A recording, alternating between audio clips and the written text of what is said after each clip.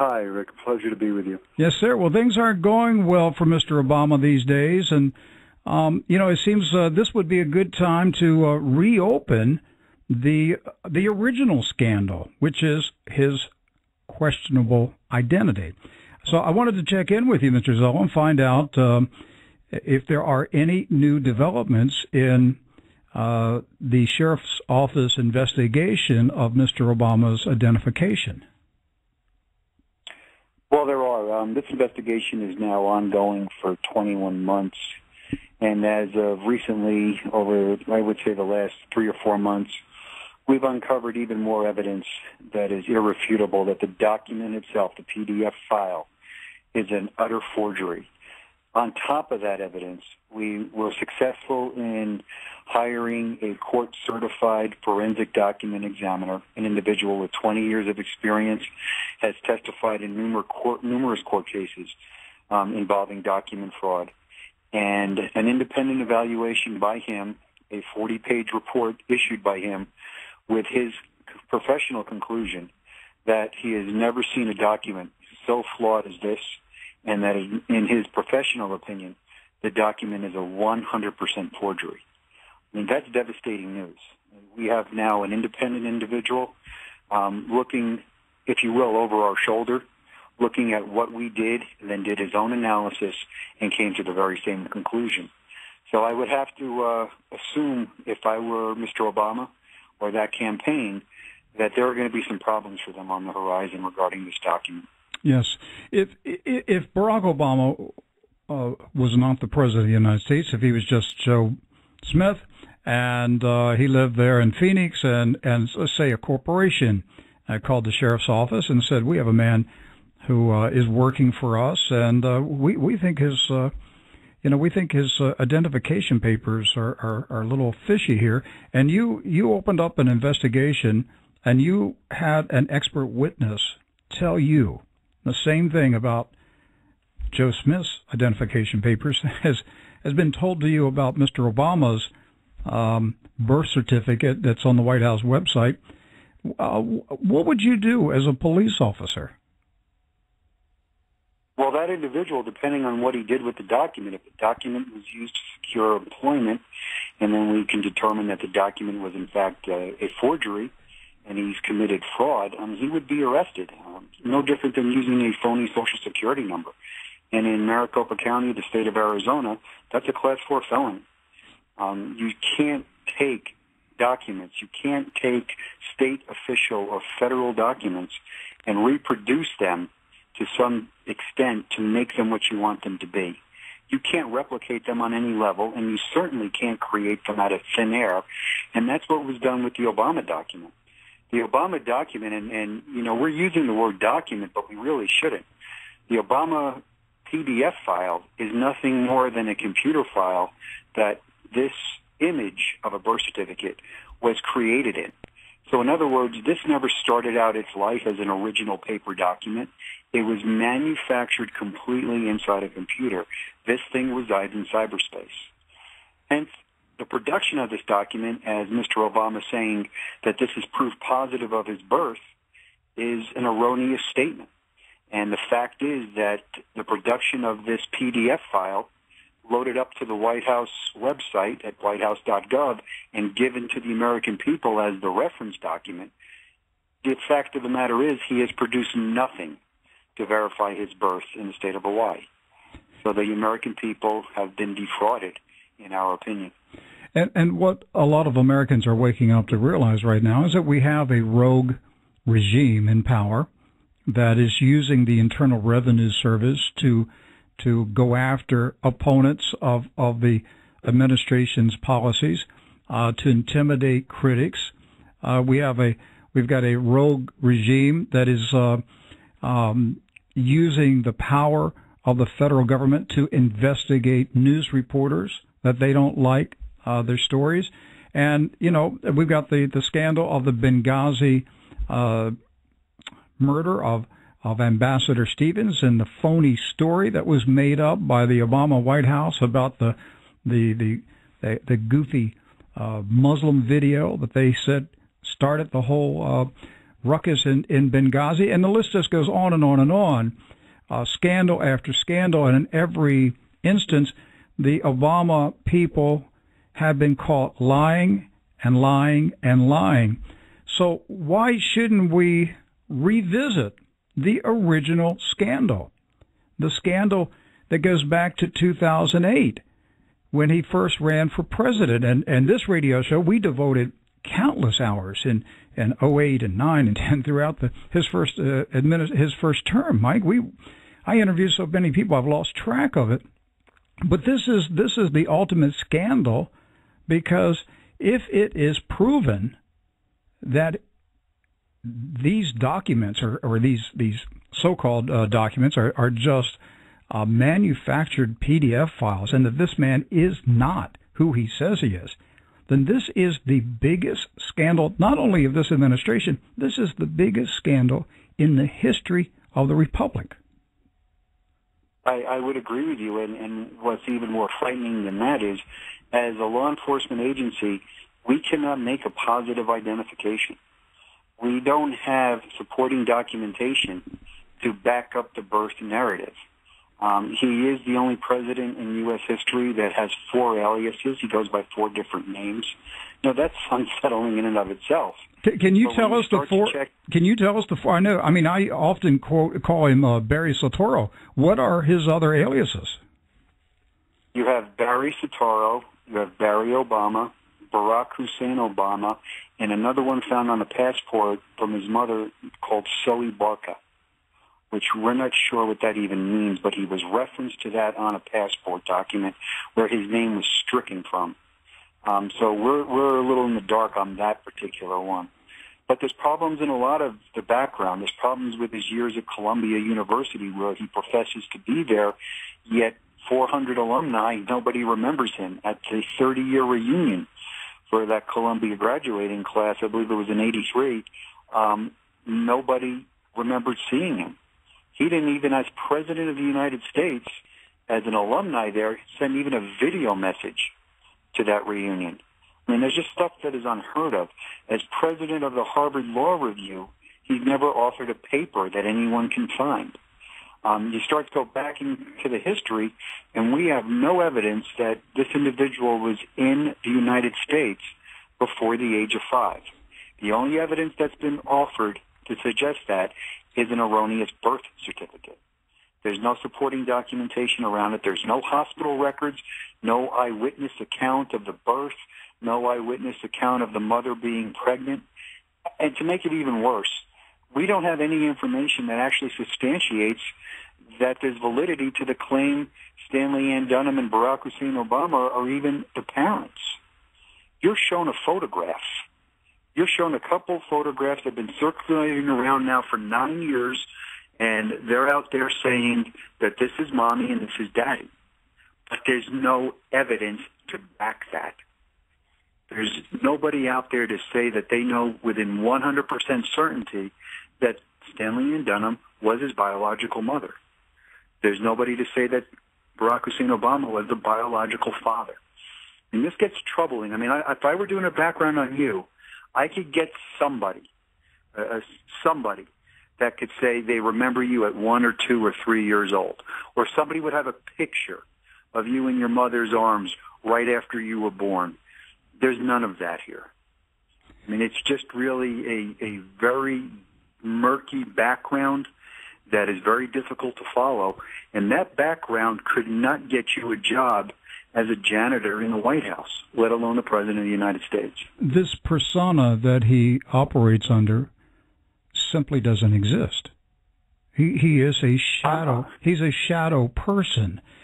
And Mike, for this to take place, and I'm in complete agreement, because these are the kind of things that we have talked about on this program through the years, then what it means is he's not just a smooth-talking, jive-talking street thug that talked his way into the White House.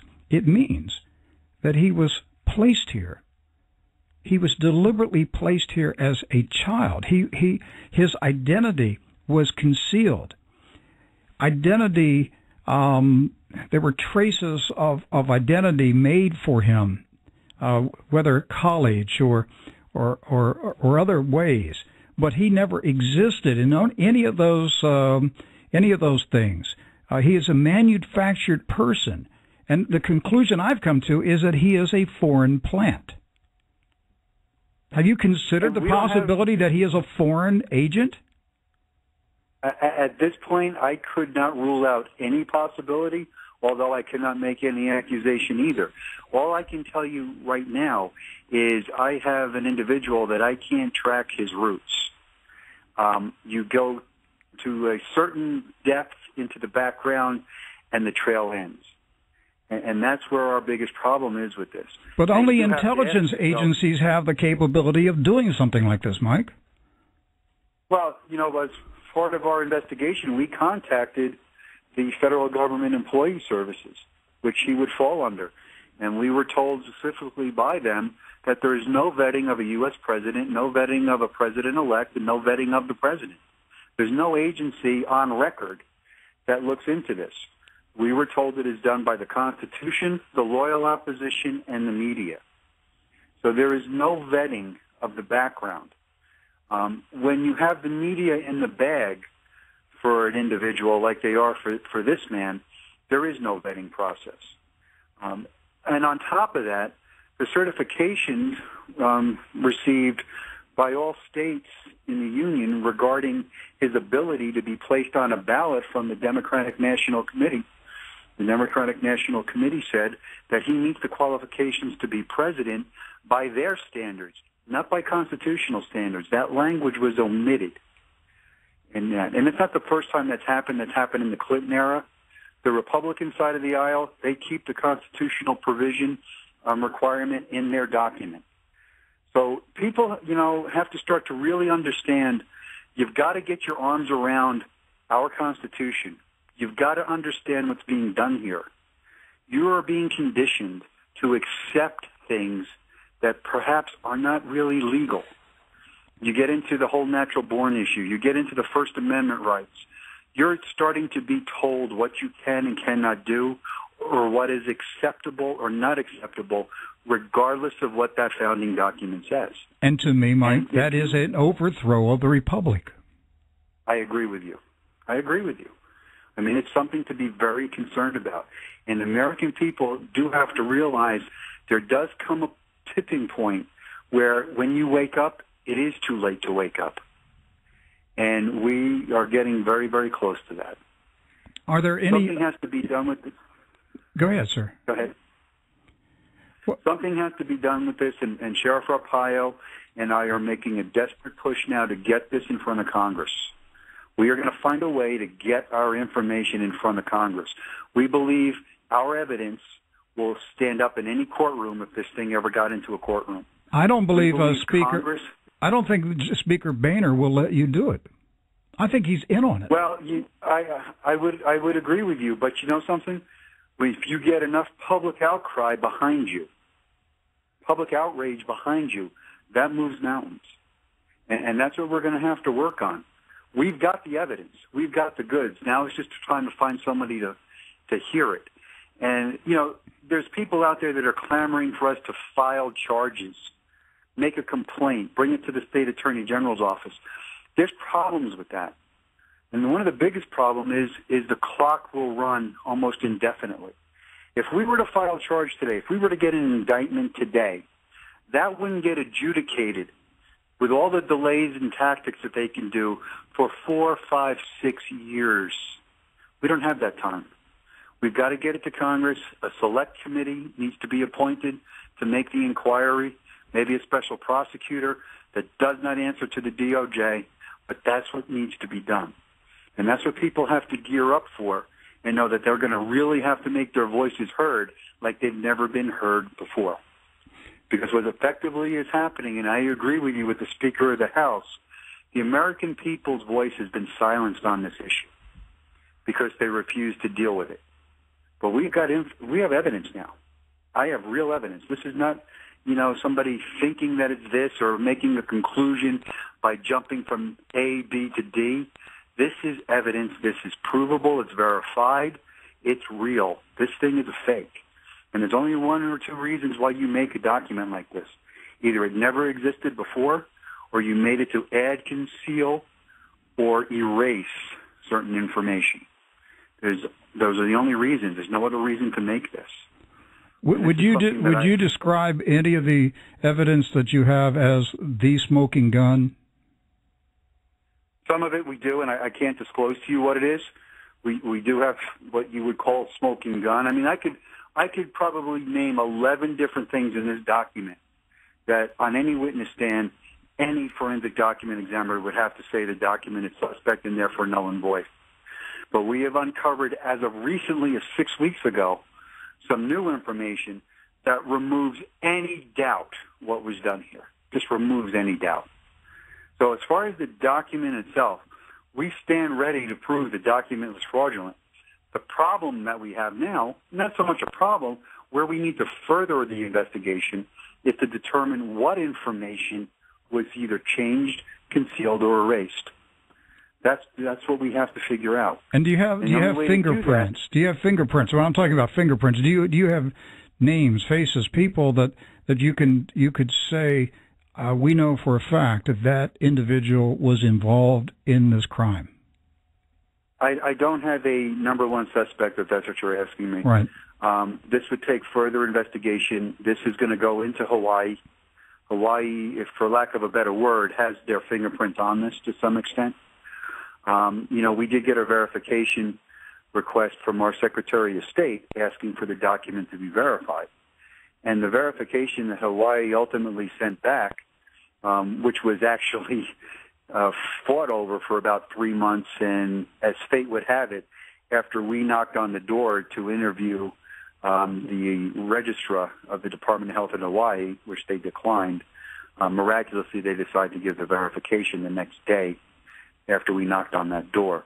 But the verification never verified the creation of the PDF file.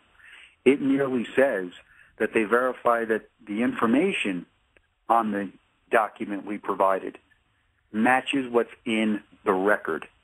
That's not a verification of the birth certificate itself. It just says there's matching record information.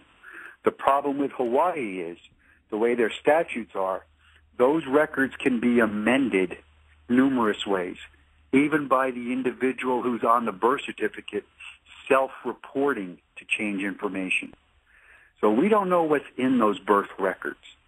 But we do believe that when Mr. Obama asked his attorney to go down and pick up 2 certified copies, hard paper copies of his birth certificate, we have never seen them. The public has never seen them. And we think there's something on that certificate that necessitated the creation of this fraudulent document. And the fact that he instructed his attorney to do it, does that protect the attorney from being required to answer any questions?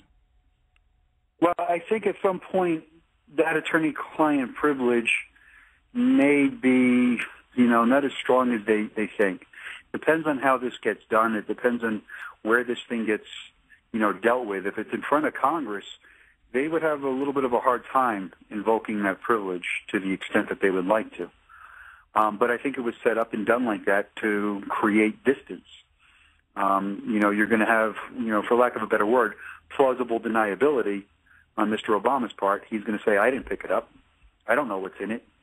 We have on record White House counsel Bob Bauer saying that they didn't even let him touch the certificate. That is suspect to me right from Jump Street. If that was my birth certificate, I'd want to see it, touch it, and I want a copy of it and put it in my breast pocket and take it home. But they didn't even let that happen, according to White House counsel. So they've already set up the stage for deniability, although I don't know how strong that's going to be, because it's been all over the Internet since he released it that it's been called into question. And a normal individual who had nothing to hide would have instructed somebody, especially when you command the greatest country on the face of the earth, to get to the bottom of it and get me my real birth certificate if you had nothing to hide. All right, Mike. So, it's going to be an interesting. Final questions. When are you going to take this evidence to the U.S. Congress, and what can American citizens do to put pressure on their members of Congress to open an investigation? Well, what I would say is we are working on that now. I don't have a hard date yet, but we are working on it. What I would strongly suggest is, for your listeners to stay tuned to your broadcast, and at some point, we're going to make it known how this is going to happen. And then it's going to be really a drive by citizens, burning down emails, pounding the tables, making calls, and demand that they look into this. And you're going to have to hope and pray that we get a groundswell of support. You get a couple 100,000 people, you get some attention. When you get a couple million people, you're going to get the attention. We think that's what it's going to take. I do agree with you. It is the biggest issue. It is the granddaddy of the lies, and it's got some serious consequences. There are people being put in harm's way every day at the authority of this individual. And I don't know what information was changed. I don't know if he qualifies or not, but one day we're all going to find out. That's right. And if the truth ever comes out, it's not just going to bring down Barack Obama, and it's not just going to bring down the Obama administration.